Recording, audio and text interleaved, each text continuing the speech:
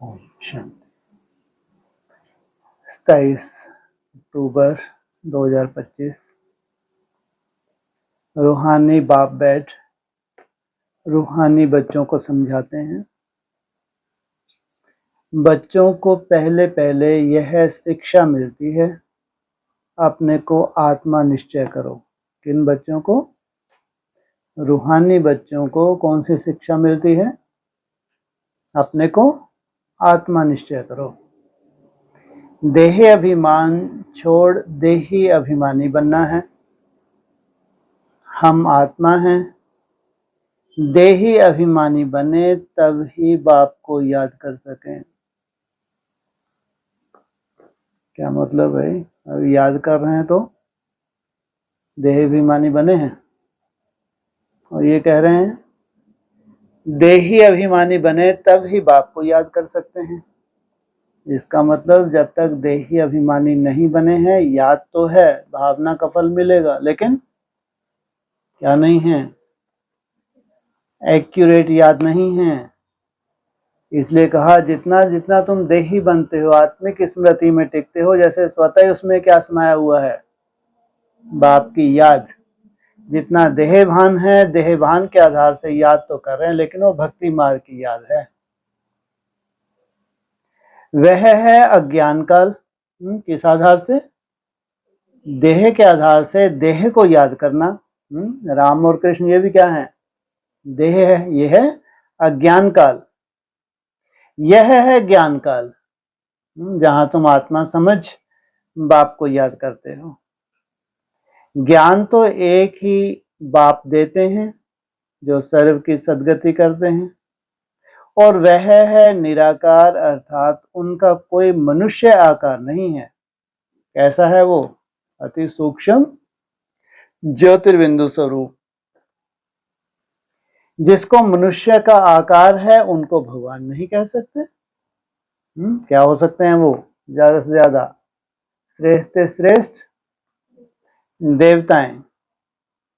अब आत्माएं तो सब निराकारी ही हैं, परंतु देह अभिमान में आने से अपने को आत्मा भूल गए हैं। अब बाप कहते हैं तुमको वापस जाना है, अपने को आत्मा समझो। अगर तुमको जीते जी वापस जाना है तो अपने को आत्मा समझो। आत्मा समझ बाप को याद करो, तब जन्म जन्मांतर के पाप भस्म हो। और कोई उपाय नहीं। नहीं तो ऐसे 800 करोड़ भी तो जाएंगी। उनका घर जाना और तुम्हारे घर जाने में कितना अंतर है? इसलिए कोई उपाय ही नहीं है, एक ही उपाय है। कौन सा? अपने को आत्मा निश्चय करना, और कोई उपाय नहीं। और उससे भी फिर तुम्हारे पाप ज्वाला स्वरूप अवस्था में पाप भस्म होते हैं। आत्मा ही पतित, आत्मा ही पावन बनती है।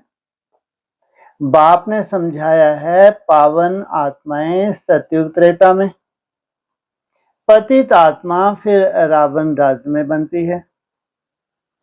सीढ़ी में भी समझाया है, जो पावन थे वह पतित बने। 5000 वर्ष पहले तुम सब आत्माएं शांति धाम में पावन थी। उसको कहा जाता है निर्वाण धाम। वापस वहां जाना है तो कौन सी कंडीशन है? बिना पवित्र बने तुम वापस घर जा नहीं सकते। फिर कलयुग में पतित बनते हैं, तब चिल्लाते हैं ये पतित पावन आओ। बाबा समझाते हैं बच्चे, मैं जो तुमको ज्ञान दे रहा हूं पद से पावन होने का, वह सिर्फ मैं ही देता हूं, जो फिर प्राय लोप हो जाता है। बाप को ही आकर सुनाना पड़ता है। यहां मनुष्य ने अथाह शास्त्र बनाए हैं। सतयुग में कोई भी शास्त्र होता नहीं, वहां भक्ति मार्ग रिंचक मात्र भी नहीं। क्यों? वहां कोई दुख है, शांति ही नहीं है। बाप कहते हैं तुम मेरे द्वारा ही पति से पावन बन सकते हो, और किसी देहधारी के द्वारा नहीं। किसके द्वारा? उस निराकार के द्वारा ही तुम, क्योंकि बनना किसको है पावन? आत्मा को। आत्मा पावन हुई तब वो क्या करेगी, अपने 5 तत्वों को भी पावन बना देगी, लेकिन पहले आत्मा। पावन दुनिया जरूर बननी ही है। मैं तो बच्चों को ही आकर राजयोग सिखाता हूँ, जरूर लगाया है। 10 वर्ष बचे हैं, क्या कर रहे हैं? पावन दुनिया जरूर बननी ही है। मैं तो बच्चों को ही आकर राजयोग सिखाता हूँ। दैवी गुण भी धारण करने हैं। भले ही टाइम लगता है, इसलिए ज्यादातर मुरली में क्या बोला है, अंत में तुम्हारी कर्मातीत अवस्था होगी। अक्सर सुनो मुरलियों में क्या बोला है, तुम्हारी कर्मातीत अवस्था तो अंत में होगी। तो दैवी गुण भी धारण करने हैं। रूसना, रोना, यह सब है आसुरी स्वभाव।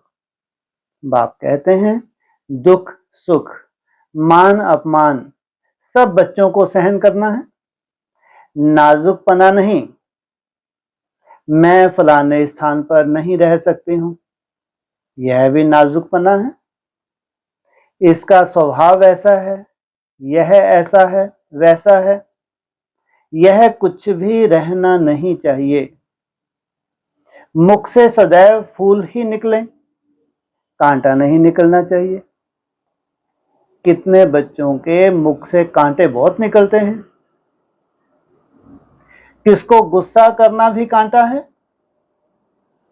1-2 में बच्चों की अनबनी बहुत होती है।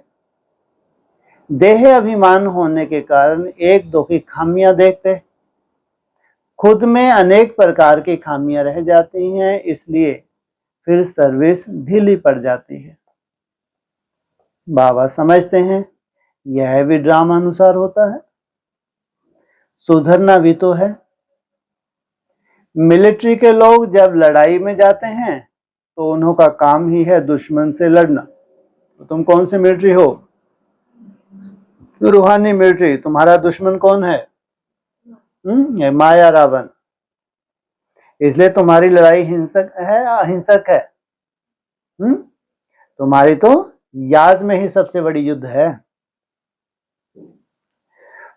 फ्लड्स आती हैं व कुछ हंगामा हुआ तो भी मिलिट्री को बुलाते हैं। बॉर्डर की तो बात छोड़ो, लेकिन कहीं फ्लड आ गया, बाढ़ आ गई, वहां भी कौन दौड़ दौड़ के जाती है? क्यों?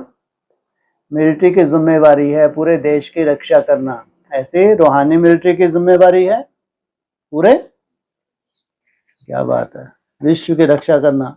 जब अपनी रक्षा हुई तो विश्व की रक्षा हो जाएगी। फिर कहीं फ्लड आ रहा है, कौन सा फ्लड बेहद का? हाँ, अभी ज्ञान की बाढ़ ही चल रही है। कैसी है, कितनी मिट्टी भरी हुई है उसमें देहभान की। तो वहां भी किसको बुलाते हैं? रूहानी मिलिट्री। फिर मिलिट्री के लोग मजदूरों आदि का काम भी करने लग पड़ते हैं। जहां भी जाते हैं उनको बेचारों को जैसा काम होता है वैसा करना पड़ता है। गवर्नमेंट मिलिट्री को ऑर्डर करती है यह मिट्टी सारी भरो, अगर कोई ना आया तो गोली के मुंह में। रूहानी मिलिट्री को ऑर्डर किया ये जितनी देहभान की मिट्टी है इसको उठा के वहां फेंक दो।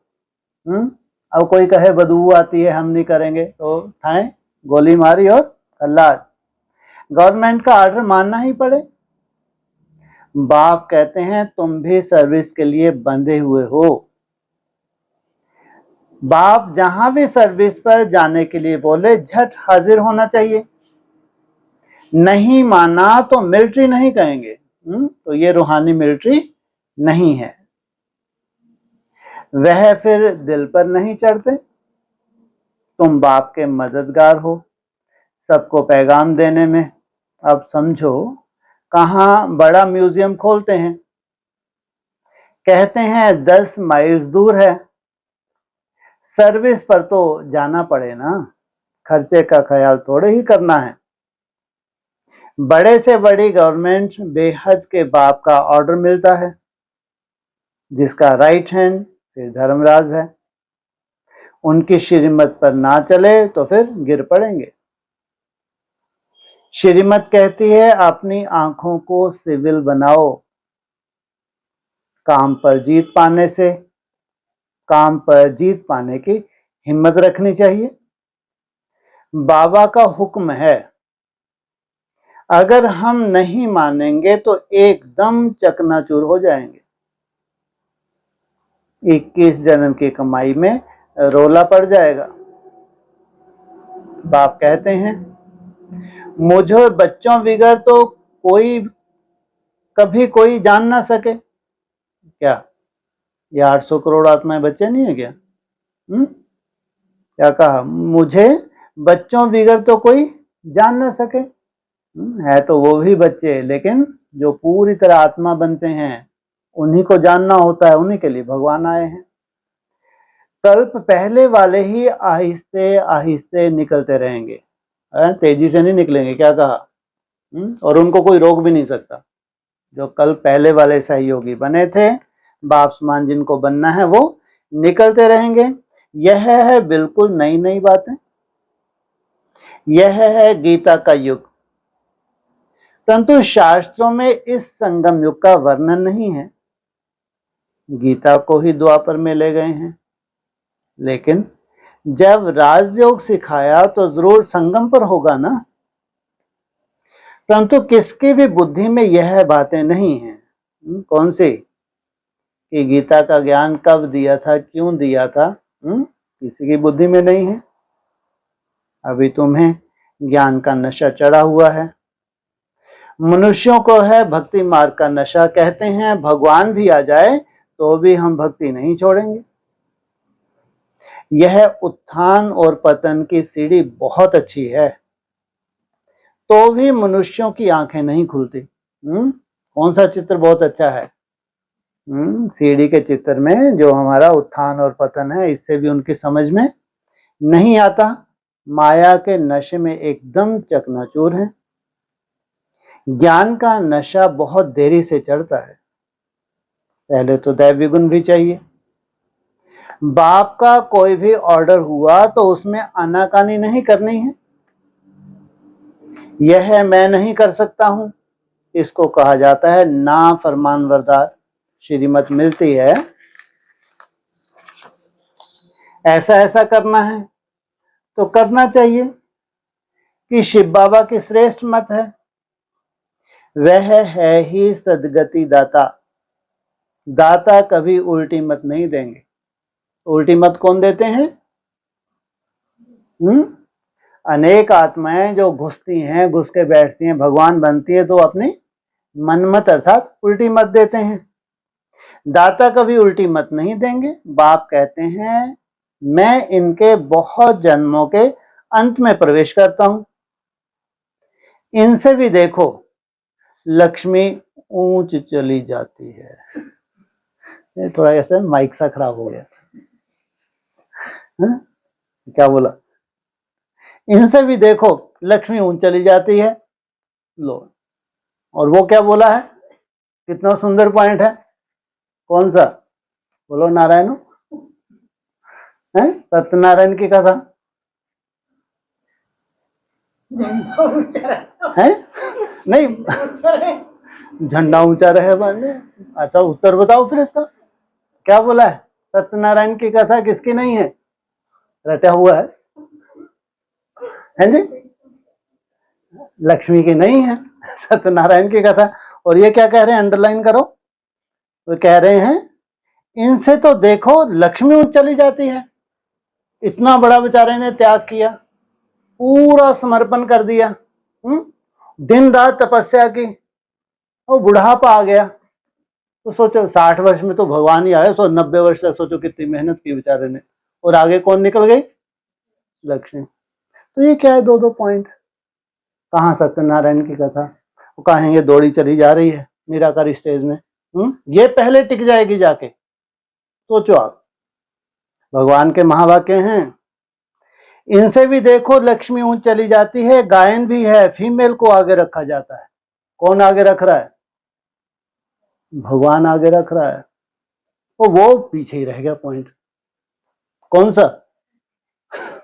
सत्यनारायण। उसको तो कोई दोबारा बोल ही नहीं रहा, चुपचाप बैठे हैं। ये क्लियर तो करो। हाँ, आप बोल रहे। क्यों शर्म आती है? हाँ हाँ, चलो आप लोग बता दो। कभी कभी ये लक्ष्मी प्लॉट। नहीं, हाँ, वो कभी का ये थोड़ी मना कर रहे हैं, इस तो ऐसा अंडरलाइन करेंगे नई दुनिया में तो इसी का बोल वाला चलेगा, चिंता क्यों कर रहे हो, लेकिन उसका भी तो कुछ सार निकालो। सत्यनारायण की कथा है, सत्य लक्ष्मी की नहीं है, ऐसा मैंने सुना, शायद आप लोगों ने सुना हो, किसी ने सुना है? हाँ बिल्कुल, 100%। वो आदि नारायण के लिए, स्वयं बाप के लिए जो परमात्म पार्ट है, वो सहयोगी बनी, पूरा जीवन भर सहयोगी बनी, अपना ही नशा रहा। तो क्या सिद्ध होती है? उसके मुकाबले में, ऐसा नहीं औरों के मुकाबले में, उस एक बाप के मुकाबले में वो असत्य सिद्ध होती है। इसलिए सत्यनारायण की कथा का गायन है, सत्य लक्ष्मी का गायन नहीं है, क्योंकि परमात्मा पार्ट का ही सहयोगी नहीं बन पाए। उसके बाद जितने भी नारायण हैं वो 2 नंबर के, 3 नंबर के, 4 नंबर के नारायण है, 1 नंबर के हैं। उनसे आगे किसको रखा है? लक्ष्मी उन चली जाती है, किस आधार से भाई? उल्टे वो लटके हैं जी। और ये बात सही, बस एक ही है, प्योरिटी। पुरुष सब जद अनुशासन, बिल्कुल ठीक। फीमेल को आगे रखा जाता है, पहले लक्ष्मी फिर नारायण, यथा राजा रानी तथा प्रजा हो जाती है। तुमको भी ऐसा श्रेष्ठ बनना है। कैसा? लक्ष्मी जैसा। इस समय तो सारी दुनिया में रावण राज है, सभी कहते हैं राम राज चाहिए। अब है संगम। जब इन लक्ष्मी नारायण का राज था तो रावण राज नहीं था, फिर चेंज कैसे होती है यह कोई भी नहीं जानते। सभी घोर अंधियारे में हैं, समझते हैं कलयुग तो अभी छोटा बच्चा है, रेगड़ी पहन रहा है। कितनी आयु होगी कलयुग की उनके हिसाब से? है 5000 वर्ष। तो मनुष्य और ही नींद में सोए हुए हैं। यह रूहानी नॉलेज रूहानी बाप की रूहों को देते हैं, राजयोग भी सिखलाते हैं। श्री कृष्ण को रूहानी बाप नहीं कहेंगे, वह ऐसे नहीं कहेंगे कि हे रूहानी बच्चों। यह भी लिखना चाहिए, रूहानी नॉलेज, नॉलेजफुल बाप स्पिरिचुअल नॉलेज रूहानी बच्चों को देते हैं। बाप समझाते हैं दुनिया में सभी मनुष्य हैं देह अभिमानी, मैं आत्मा हूं यह कोई नहीं जानते। बाप कहते हैं किसकी भी आत्मा लीन नहीं होती। क्या मेहनत की जन्म जन्मांतर कि हम जन्म मरण से छूट जाएं। अभी तुम बच्चों को समझाया जाता है दुशहरा दीपावली क्या है। मनुष्यों को तो जो भी पूजा आदि करते हैं सब ब्लाइंड फेथ की, उनको गुड़ियों की पूजा कहा जाता है, पत्थर पूजा कहा जाता है। अभी तुम पारस बुद्धि बनते हो तो पत्थर की पूजा नहीं कर सकते। चित्रों के आगे जाकर माथा टेकते हैं, कुछ भी समझते नहीं है। किसने बनाया इन चित्रों को? कुछ भी नहीं समझते। ये जितने भी देवी देवता पूजनीय बने, बनाया किसने और कब बने? संगम युग पे भगवान आके बनाते हैं, कुछ भी नहीं समझते, माथा टेकते रहते हैं। कहते भी हैं ज्ञान भक्ति और वैराग्य। ज्ञान आधा कल्प चला, फिर भक्ति शुरू हुई। अब तुमको ज्ञान मिलता है तो भक्ति से वैराग आ जाता है, और वो कहते हैं तुम नास्तिक हो गए। और जब तक तुमको भक्ति से वैराग नहीं आए तब तक सदगति नहीं हो सकती। कोई भी भक्ति के संस्कार अगर हैं तो सदगति नहीं हो सकती। अब तुमको ज्ञान मिलता है तो भक्ति से वैराग आ जाता है। यह दुनिया ही बदलती है। कलयुग में भक्ति है, सतयुग में भक्ति होती नहीं, वहां है ही पूज्य। बाप कहते हैं बच्चे तुम माथा क्यों टेकते हो? आधा कल तुमने माथा ही घिसाया, पैसे भी गवाए, मिला कुछ भी नहीं। माया ने एकदम माथा मोड़ लिया, कंगाल बना दिया है। फिर बाप आकर सबका माथा ठीक कर देते हैं। अभी आहिस्ते आहिस्ते कुछ यूरोपियन लोग भी समझते हैं। बाबा ने समझाया है, यह भारतवासी तो बिल्कुल तमोगुनी बन गए हैं। वह और धर्म वाले फिर भी पीछे आते हैं, तो सुख का थोड़ा दुख भी थोड़ा मिलता है। भारतवासियों को सुख बहुत तो दुख भी बहुत। क्या सुख भी बहुत तो दुख भी बहुत। कब से दुख शुरू होता है भारतवासियों का? हाँ, 3/4/3 क्या है? सुख। और 1 कलयुग में तुमको दुख। लेकिन फिर डिपेंड करता है तुम्हारे पुरुषार्थ के ऊपर।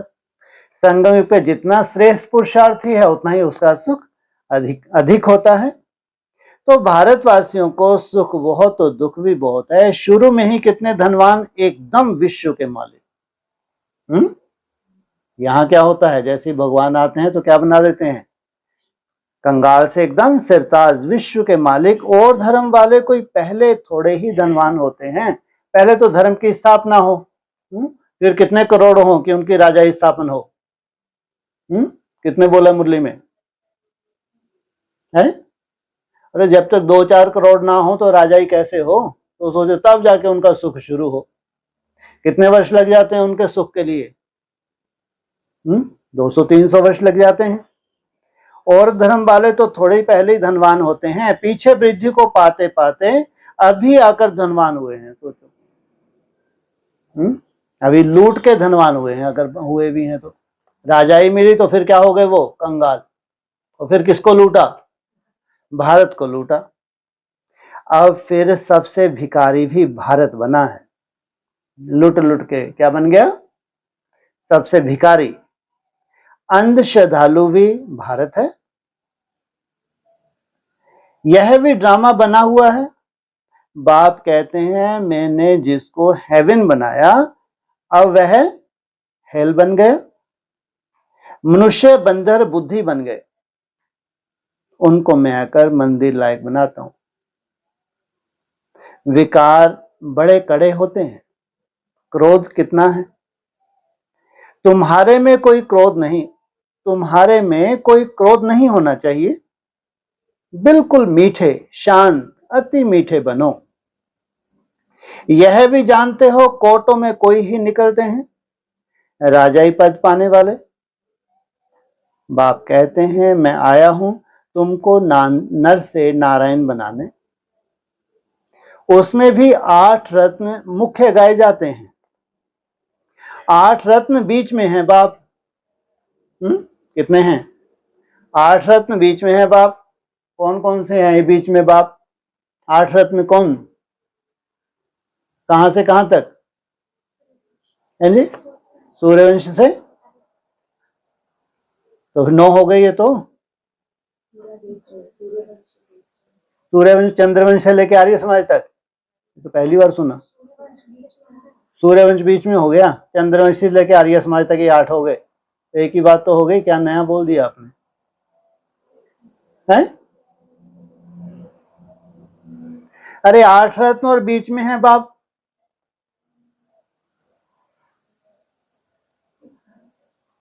सिख धर्म तक की धर्म है। आर्य समाज ने किसने गिनती की है? मठ पंथ है, धर्म नहीं है। वो तो वैल्यूलेस बताया बाबा ने। तो 8 है पास विद ऑनर। सो भी नंबर वार पुरुषार्थ अनुसार। देह अभिमान को तोड़ने में बड़ी मेहनत लगती है। हमारी कौन सी है चढ़ाई या मंजिल? इस देह अभिमान को पूरी तरह से खत्म करना। देह अभिमान बिल्कुल निकल जाए। कोई कोई पक्के ब्रह्म ज्ञानी जो होते हैं उन्हों का भी ऐसे होता है। बैठे बैठे देह का त्याग कर देते हैं। बैठे बैठे ऐसे शरीर छोड़ते हैं वायुमंडल एकदम शांत हो जाता है। सोचो, तो तुम्हारा भी कैसा होना चाहिए अंत? बैठे बैठे तुम्हारा शरीर छूट जाए और एकदम चारों तरफ अचानक सबको क्या लगने लगे? हैं? हाँ, अरे कभी तो मरेंगे, नहीं मरेंगे, नहीं मरेंगे, जीना ही जीना है। हाँ, तो सन्नाटा हो जाए तो क्या लगेगा? हैं? समझो मर गए। सन्नाटा हुआ समझो मर गए। तो कैसे मालूम पड़ा सन्नाटा हो गया? क्या वायुमंडल में से कोई खुशबू आएगी? हैं? सबको अंदर सन्नाटा छा जाए, साइलेंस में टिकना सहज हो जाएगा, मुश्किल हो जाएगा? सहज हो जाएगा अचानक ही। जब अचानक ही सहज हो जाए तो समझो मुरली का पॉइंट सार्थक हो गया। कौन सा? इसके मरने के बाद तुम सुधरोगे। जब तक इसका शरीर है तब तक तुम्हारा पुरुषार्थ है। इसका शरीर छोटा और सन्नाटा हुआ तो वायुमंडल एकदम शांत हो जाता है और अक्सर करके प्रभात के शुद्ध समय पर शरीर छोड़ते हैं। आहा, ये है अंडरलाइन करने वाला। कब शरीर छोड़ जाएगा? प्रभात के समय। तो छूट नहीं छूटना है। तो ये मुरली के महावाक्य। तो कितनी दूर है मंजिल है? सोचो, जितनी जल्दी प्रभात कर लो उतना अच्छा। प्रभात को अपन क्यों लेट करो, है ना? ये तो अच्छा है 1 बजे से प्रभात नहीं बोला है। मुरली में प्रभात कितने बजे से बोला है? 2-2:30 बजे। तो रात को मनुष्य बहुत गंध करते हैं, सुबह को स्नान आदि करके भगवान भगवान कहने लगते हैं, पूजा करते हैं, बाप सब बातें समझाते रहते हैं। प्रदर्शनी आदि में भी पहले पहले तुम अल्फ का परिचय दो, बाकी सब छोड़ दो। अल्फ अर्थात युधिष्ठिर, हाँ, खड़ा डंडा। और बे अर्थात बड़ा डंडा। पहले अल्फ और बे। पहले कौन? अल्फ माना खड़ा डंडा, बे माना बड़ा डंडा। अल्फ को मिला, बे को मिली। कहाँ है ये? कहाँ है अल्फ और बे? रटा हुआ है ऐसे तो श्लोक। अल्फ मालूम है? हाँ ना बोलो, फिर इधर इनसे पूछो। इनसे ही पूछो। हाँ, हमको क्यों तंग करते हो? हद हो गई। वर्षा लेने के लिए कहीं कमी नहीं है। पूछो, इनसे पूछो सब। हाँ, बता दो, आप लोग बता दो। अल्फ अर्थात टॉप। सब कुछ टॉप। क्या बाप बोला टॉप बोला? अच्छा, मेरे को टॉप जैसे बच्चे होते हैं टॉप है। और बे माना वो भी टॉप है। अरे बाप अगर अल्फ है तो बे बादशाही। फिर बाप बाप खड़ा डंडा या खड़ा करने वाला डंडा। अल्फ को मिला अल्लाह। अल्लाह बाप है या अल्फ बाप है? थोड़ा सा विचार तो किया करो, है ना? अल्फ को मिला अल्लाह, अल्फ को मिला बाप और बे को मिली बादशाही। कौन सी बादशाही है? कहां है उसका यादगार? स्वामी नारायण का मंदिर में अहमदाबाद में क्या यादगार है? 108 आत्माओं का यादगार। तो बाप रचयिता ही बैठ रचना के आदि मध्य अंत का ज्ञान समझाते हैं। वही बाप कहते हैं माम एकम याद करो, देह के सब संबंध छोड़ अपने को आत्मा समझ माम एकम याद करो। बाप का परिचय तुम देंगे फिर किसको हिम्मत नहीं रहेगी प्रश्न करने की। हाँ, बाप इतना निराकार वंडरफुल है तो कोई भी चूंचा कर नहीं सकता। पहले बाप का निश्चय पक्का हो जाए तब बोलो। 84 जन्म ऐसे ऐसे लिए जाते हैं। चक्र को समझा लिया, बाप को समझा लिया, फिर कोई प्रश्न उठेगा ही नहीं। बाप का परिचय देने बगैर बाकी तुम टिक टिक करते हो तो उसमें तुम्हारा टाइम वेस्ट हो जाता है, गले ही घुट जाते हैं। पहली पहली बात अल्फ की उठाओ। किसी पर निश्चय करवाओ, अल्फ के ऊपर। टिक टिक करने से समझ थोड़े ही सकते हैं। बिल्कुल सिंपल रीति और धीरे से बैठ समझाना चाहिए। देही अभिमानी होंगे वही अच्छा समझा सकेंगे। क्या क्या समझा सकेंगे अच्छा? कुछ तो बोलो, लाज रखो। अभी ऊपर लाइन क्या बोली? क्या समझा सकेंगे? हैं? ये अपना हर कुछ।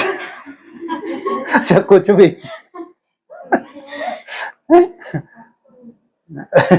बात किसकी चल रही है?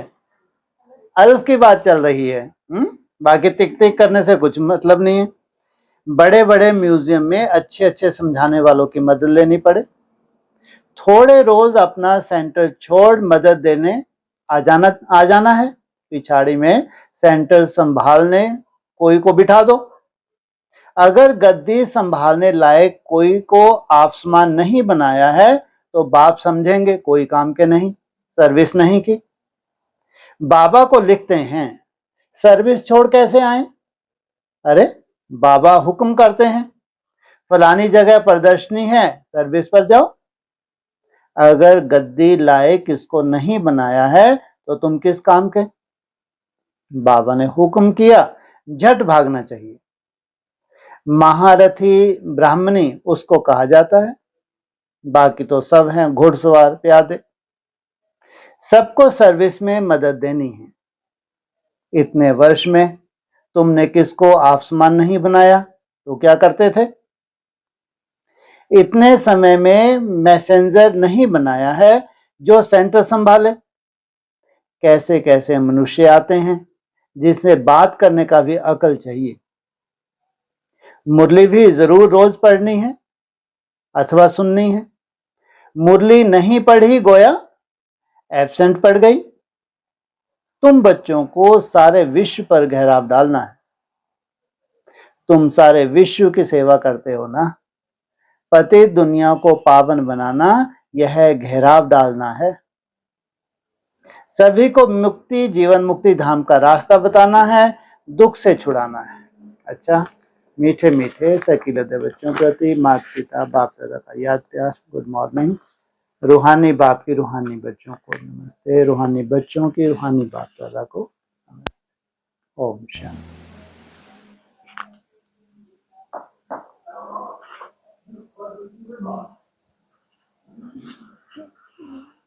हाँ जी।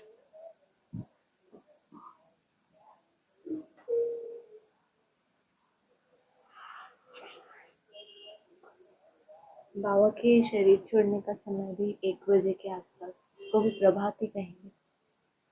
स्थूल शरीर छूटने का जो टाइम बताया, कितने बजे का टाइम बताया? 1 के आसपास। अमृत 1:45? 1:15। क्यों, किस हिसाब से? किन्होंने? अच्छा, ओ गुड। हाँ बिल्कुल ठीक है।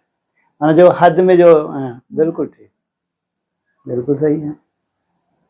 अमृत वेले का अपना लौकिक में भी मान्यता है ये बहुत।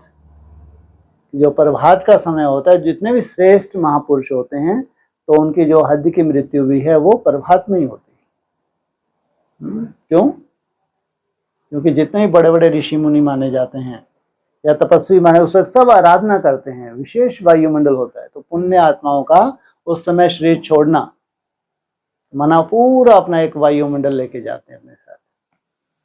क्या हो जाता है उस वक्त? फिर चारों तरफ सन्नाटा। तो वहीं से सन्नाटे की शुरुआत होती है। तो ये कहो जो जन्माष्टमी 2022, वहीं से शुरुआत होती है तुम्हारी भट्टी की पहली। याद है पहली भट्टी कब से कब? हाँ, पूरा वही टाइम था। पूरे जन्माष्टमी के दिन पूरी होनी थी 84 डेज। लेकिन वहां से लगभग कुछ दिन पहले चल दिए थे, क्योंकि यहाँ पे जन्माष्टमी तक आना था।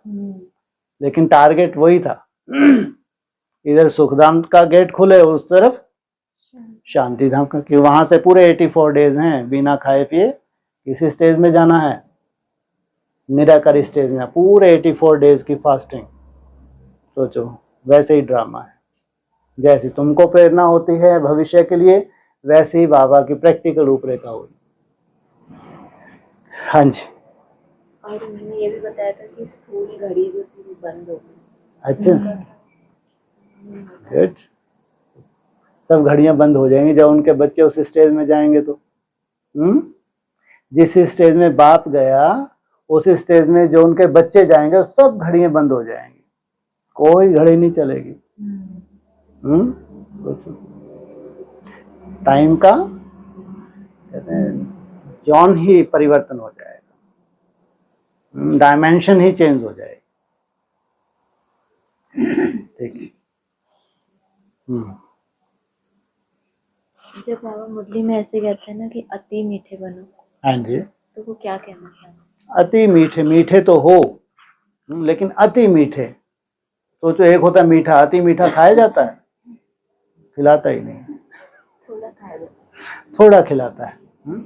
तो अति मीठा, मीठा होना माना दिव्य गुण धारण करना, लेकिन तुम्हारी सहनशीलता किसी भी सूरत में गायब ना हो, संकल्प तक भी सहनशीलता कायम बनी रहे। मीठापन माना आपने जवाब नहीं दिया, शुभ भावना नहीं गई, लेकिन आपने अंदर तक भी बिल्कुल भी नहीं हिले, एकदम साक्षी भाव बना हुआ है, इसको कहेंगे बाष्पमान अति मीठा। बाप सदा ही साक्षी है, कभी प्रभावित नहीं होता है, तुम भी अगर प्रभावित नहीं होते हो कैसी भी बात हो, तो उसको कहेंगे बाष्पमान अति मीठा। हाँ जी। और अगर शुभ भावना का एडिशन हो गया तो फिर कहेंगे और भी ज्यादा नौ तो सब क्या साक्षी होना कि हाँ रिएक्ट जी। नहीं करना या शुभ भावना जो फर्स्ट स्टेज है, फर्स्ट स्टेज आपकी आ रही है, शुभ भावना आपको नहीं छोड़नी है, तो आपका ये संस्कार ही बन गया। जब भी कोई बात होती है तो शुभ भावना स्वतः ही अंदर से क्या आ जाती है, आने लगती है, और आप कुछ भी रिएक्ट नहीं करते। लेकिन तो भी अंदर से बिल्कुल भी ना हिले, अगर थोड़ा भी प्रभाव ना हो, क्योंकि आत्मा को स्थिर करना है। ये जितनी भी बातें हैं, इन बातों से ऊपर किसको रखा हुआ है? आत्म अनुभूति को। ये सब चीजें हमको मदद करती हैं स्थिर होने में। तो स्थिर हो गए तो माना जैसे कि बाप समान क्या बन गए, हाँ, माना स्थिर हो जाए। इसलिए जितना भी ये शुभ भावना, शुभ कामना है, ये हमको सजाया गया है कहाँ तक ले जाने के लिए? बाप समान स्टेज में जाके स्थिर होने के लिए। हाँ जी। तो जो पहले इग्नोर करते हैं, हाँ जी। उसको तो साक्षी नहीं कहेंगे, वो तो इग्नोर करना हो गया। जैसे मान लो किसी का कुछ दिखा, हाँ जी, और आपने संकल्प नहीं चलाया, ठीक है। अवॉइड किया, हाँ जी, लेकिन शुभ भावना नहीं आ रही अभी, ठीक है। बस साक्ष ऐसे ही मतलब हाँ, फर्स्ट स्टेज है ये, माना स्टेजेस होती है ना, नहीं कहेंगे, इसको कहेंगे किनारा करना। तो अच्छी बात है ना, बाबा ने बोला है ना, किनारा कर लेना चाहिए, भूतों का कभी सामना नहीं करना चाहिए। लेकिन 5 भूत, ये 5 भूत हैं। जो आप साक्षी का बता रहे हैं, हाँ, साक्षी में भी यही बोल रहे हैं कि आपके ऊपर प्रभाव ना हो। हाँ, नहीं वो आप बहुत आगे निकल गए, वो तो अब सदा ही एक स्टेज में स्थित हो गए आप। अभी तो आपने किनारा किया, किनारा करने का फिर आपको याद आता है कि इनके प्रति शुभ भावना चाहिए, इनका वायुमंडल चेंज होना चाहिए। और फिर धीरे धीरे आप अपनी जो स्वयं स्थिति में निरंतर आपको रहना है, तो उसको कहेंगे बाप समान स्टेज में जाना। और आज ये कहा ना कि एक दो में खामियां देखते हैं तो अपने में अनेक प्रकार की खामियां रह जाती। अगर देखते हैं एक दो में खामियां, तो तुम्हारी कौन सी निगाह बहुत तेज हो गई दूर की, तो इसलिए अपने में रिजल्ट क्या निकलेगी? अपनी खामियों को दूर कर ही नहीं सकेंगे, क्योंकि आदत पड़ गई दूसरों की खामियां देखने की। इसलिए अपनी खामियां नहीं निकल पाएंगी। हाँ जी। ये जो उस दिन मुरली में आया था ना कि सत्यनारायण की कथा होती है, हाँ जी, तो लक्ष्मी बनने की कोई अलग से कथा थोड़ी है। बिल्कुल तो ये बाप के लिए होगा कि नहीं होगा? है, जो बाप ने बोला हुआ है, ये तो कहीं ना कहीं मुरली का पॉइंट है। सत्यनारायण की कथा है, सत्य लक्ष्मी की नहीं है। ये क्लैरिफिकेशन का पॉइंट, क्लैरिफिकेशन का पॉइंट, क्योंकि संस्कार एक साथ मिलने चाहिए ना। नहीं मतलब वहाँ जो लक्ष्मी नारायण की भविष्यवाणी हुई, हाँ, तो ये जो साकार मुरली में आया ना अभी, ठीक है, कि लक्ष्मी बनने की अलग से कथा थोड़ी है, ठीक है, तो वो साथ साथ ही उस स्टेज में जाते हैं, ऐसा नहीं? बिल्कुल बिल्कुल नहीं, वो नहीं, वो तो इसलिए तो बोल दिया कि सत्यनारायण की कथा है, लक्ष्मी की नहीं। इतना साथ में नहीं गति हुई, जबकि हमारे संस्कार मिलाने की तो गति एक सी होनी चाहिए। समान संस्कार माना, जब तक समान संस्कार ना हो तब तक क्या कहेंगे? इसे लक्ष्य दिया है, समान संस्कार होने चाहिए, तो वो है साथ साथ गति, साथ साथ मरना, साथ साथ जीना। हाँ जी। इसमें एक अव्यक्त इशारे में है कि साइंस की जैसे साइंस की शक्ति का प्रयोग लाइट के आधार पर होता है, ऐसे साइलेंस की शक्ति का भी आधार लाइट है। हाँ जी, हाँ। जितनी आपकी लाइट पावरफुल होती जाती है, जितना ज्ञान सूक्ष्म होता जाता है, ये आपकी स्टेज से कनेक्टेड है। ज्ञान की सूक्ष्मता माना स्व स्थिति की सूक्ष्मता। इसका मतलब यह हो कि आपने बहुत सूक्ष्म रूप से ज्ञान को लिया है, मोटे रूप में नहीं लिया है। अपनी चेकिंग भी आपकी उतनी ही सूक्ष्म हो गई है। जितना पेट्रोल रिफाइन होगा उतनी ही स्पीड से ऊपर जा सकेंगे।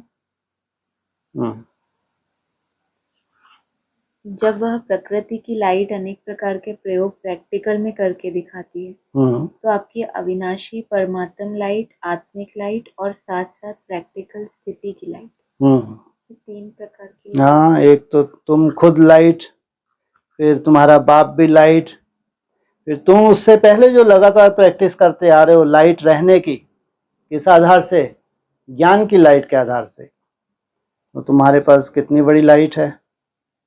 उनका भी कार्य पूरा लाइट से चलता है। तुम्हारा भी स्व स्थिति का जो संपूर्णता है उसका भी आधार स्वयं की लाइट, दूसरी बाप की लाइट, परमात्म लाइट, और फिर ज्ञान की लाइट। प्रैक्टिकल स्थिति माना प्रैक्टिकल जो ज्ञान को स्वरूप में धारण किया है वो लाइट, हल्कापन। तो वो आत्मिक लाइट से अलग होगी। पहले हल्कापन आता है, किसी भी बात में प्रभावित ना होना, उतनी ही आपकी लाइट बढ़ती है, माना निसंकल्प अवस्थाएं टिकते हैं। कोई भी परिस्थिति स्थिति होती है तो क्या करती है? हमको हिलाती है। तो लाइट माना अब हिलना डुलना बंद, फिर एकाग्रता की पराकाष्ठा बीज रूप अवस्था टिके, और सामने तुम्हारे वो भी क्या है?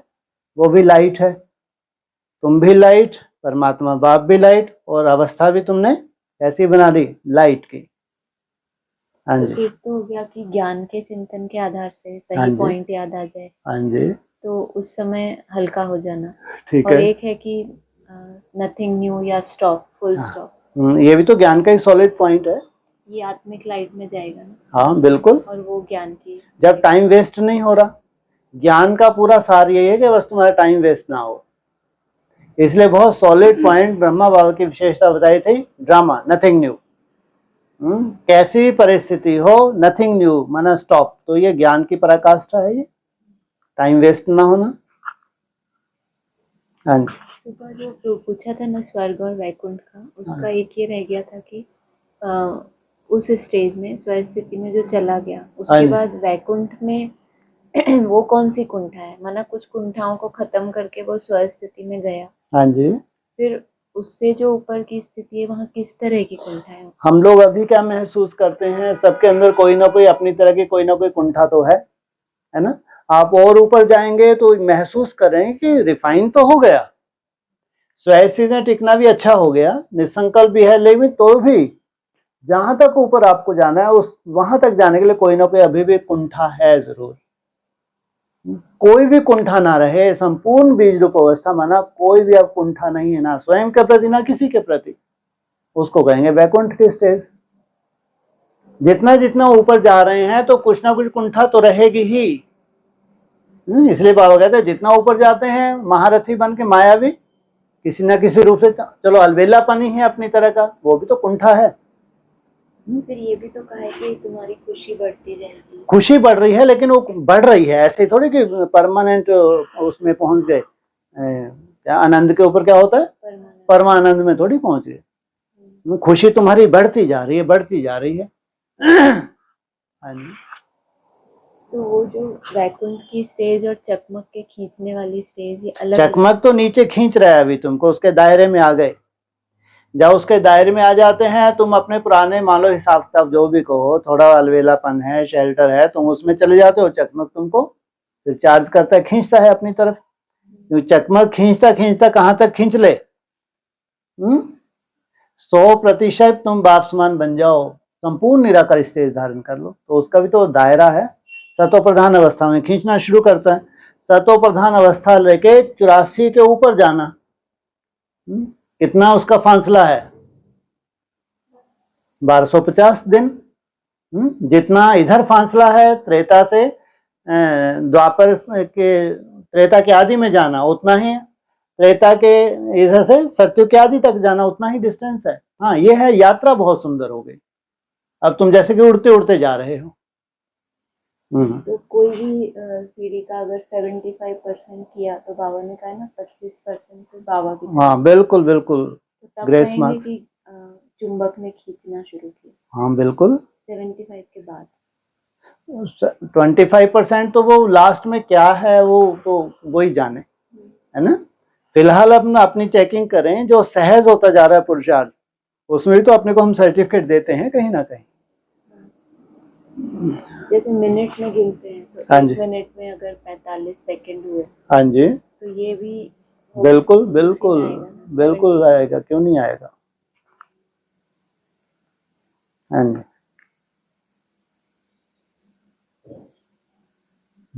और किसी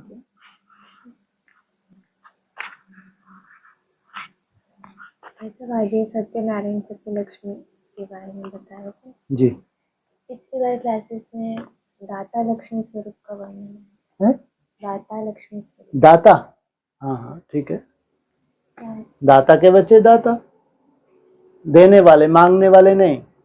लक्ष्मी की पूजा किस लिए होती है, वो सदा देती है ना। तुम लेवता नहीं हो, तुम क्या हो, देवता हो, क्योंकि दाता के बच्चे हो तो तुम्हारा लेने का संकल्प ना हो, कभी भी दूसरों को देना है। हाँ जी, उसमें ऐसे हाईलाइट किया था कि दाती लक्ष्मी स्वरूप नहीं बोला, दाता लक्ष्मी स्वरूप। दाता माना दाता के बच्चे हो ना, है ना, उसके बच्चे। हम सब क्या है, आत्मिक नाते से सब भाई भाई हैं। अगर फीमेल चोला भी है तो भी नशा होनी चाहिए, दाता। हाँ जी,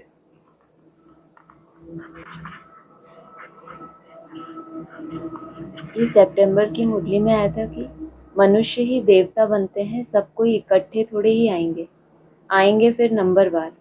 हाँ जी, ड्रामा में कोई बिगड़ समय एक्टर थोड़े ही स्टेज पर आ जाएंगे, अंदर बैठे रहते हैं। जब समय होता है तो बाहर स्टेज पर आते हैं पार्ट बजाने। हाँ जी, अंदर बैठे रहते हैं, जब समय होता है तो हम स्टेज पर आ जाते हो। ठीक तो है, अंदर बैठना परम धाम में, यहाँ पे कैसे? परम धाम की स्टेज में माना कुछ तो समय लगेगा तुमको उसी स्टेज पे जाके, फिर तुमको वापस कहाँ आना है, नई दुनिया में आना है। तो जीते जी जो परम धाम की स्टेज में जाएंगे, एक साथ कैसे पहुंच जाएंगे, लेकिन वो निराकार स्टेज में लंबा समय रहने के बाद तब तो जाते हैं। फिर वहां से कहाँ आना है, नई दुनिया में।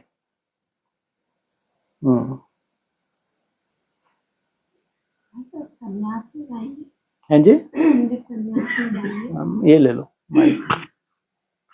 हाँ जी, मतलब बाबा से बोलते हैं ना कि मतलब सन्यास में जाएंगे, फिर सन्यास से फिर से वापस आएंगे, बिल्कुल तो मतलब उसको वही कहेंगे, साकारी से आकारी हुआ, फिर आकारी से निराकारी, निराकारी, फिर निराकारी से हाँ जी, साकारी, है ना। बिल्कुल बिल्कुल। साकारी से पहले बनते हैं फरिश्ता, आकारी, आकारी से फिर निराकारी परम धाम, निराकारी से फिर साकारी, जैसे बाप के लिए बोलते हैं साकारी से आकारी, एक आकारी से निराकारी, निराकारी से फिर साकारी, वैसे ही बच्चों का भी होता है। हाँ जी, तो जो सुबह सुबह बोल रहे थे ना कि भाई बहन के बारे में, दिल्ली और पंजाब, हाँ जी, तो दिल्ली को भाई बताया ठीक है, और पंजाब को बहन।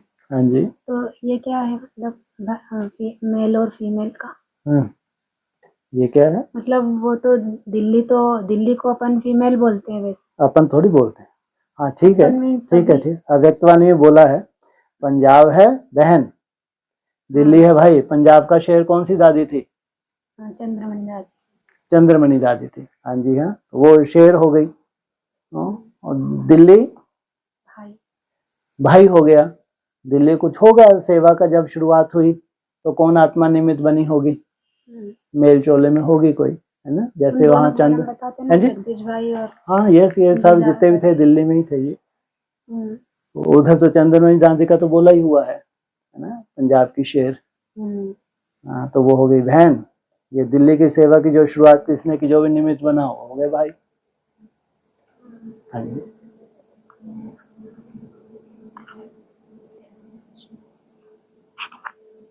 बाबा ने कहा कि हर एक को अपने से पूछना है, मतलब बाप को याद करते हैं कि नहीं।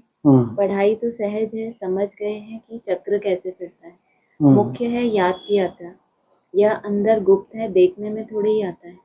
बाबा नहीं कह सकते कि यह बहुत याद करते हैं या कम, ज्ञान के लिए बता सकेंगे कि यह ज्ञान में बहुत दिखा है। ठीक है। फिर एक मुरली में ये भी कहा था कि कोई अगर बाबा को अपना चार्ट दिखाते हैं हाँ, तो बाबा कहते हैं कि इन्होंने तो अर्थ भी नहीं समझा याद। ये तो दो बाबाएं हैं ना, इस बाबा को क्या पड़ी है अंदर की, तो बेचारा खुद ही पुरुषार्थी है। उस बाबा को तुम्हारे अंदर के जानने कोई पड़ी भी नहीं है, तो उसको क्या हम चार्ट बताएंगे। ये बाबा ज्ञान से समझ सकता है, ये बच्चे तीखे हैं, बहुत अच्छा बताते हैं, तो वैसे फिर भेज भी देते थे ब्रह्मा बाबा कि जाओ ये अच्छी है, ये बहुत अच्छे संभाल लेगी, ये भाषण बहुत अच्छा करती है, लेकिन अंदर से अवस्था थोड़ी जान सकते हैं। हाँ जी, ये ब्रह्मा बाबा के लिए। तब भी यही कहा था कि कोई बाबा के पास चार्ट लेकर आते हैं हाँ, तो बाबा देखते हैं कि इन्होंने तो अर्थ भी नहीं समझा याद का। ठीक है। अब वो चार्ट लेकर आए तो वो जो उन्होंने चार्ट दिया, जैसा दिया, चलन से समझ हाँ बिल्कुल बिल्कुल। ऐसे नहीं, ब्रह्मा भाई अनुभवी थे। हाँ जी।